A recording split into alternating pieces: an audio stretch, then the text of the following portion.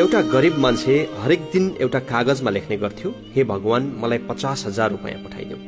अनि त्यो कागजको टुक्रालाई बेलुनमा राखेर उडाइदिन्थ्यो। त्यो बेलुन हरेक दिन पुलिस थानाको माथिबाट उडेर जान्थ्यो। पुलिसले त्यो बेलुनलाई समातेर त्यो पर्ची पढ्थे अनि त्यो मान्छेको सोझोपन देखेर हाँस्थे। महिनौं यो क्रम चलिरह्यो। मान्छेले भगवानसँग 50,000 मागिरह्यो, पुलिसले त्यो बेलुन रोक्दै पढिरहे। पुलिसहरूलाई लागेछ यो मान्छे सोझो त रहेछ नै, पक्कै पनि यसलाई निकै ठूलो संकट परेको हुनुपर्छ, यसलाई केही न केही सहयोग गर्नुपर्छ। त्यो थानामा भएका सबै पुलिसहरूले पैसा संकलन गरेर 25,000 जम्मा गरेछन् र त्यो व्यक्तिको घरमा गएर उसलाई 25,000 रुपैयाँ पैसा दिएछन्।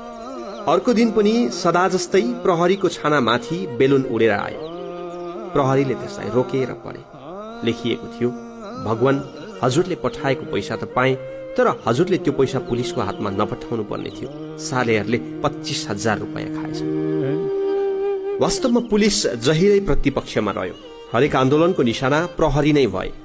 प्रहरी न कहिल्यै राजाको भयो, न कहिल्यै पार्टीको भयो, न त कहिल्यै जनताको नै हुन सक्यो। आपत पर्दा सबैलाई पुलिस नै चाहिने, सबैको निशानामा पनि पुलिस नै हुनु पर्यो। एकपल्ट कल्पना गर्नुहोस् त, यो कस्तो विडम्बना।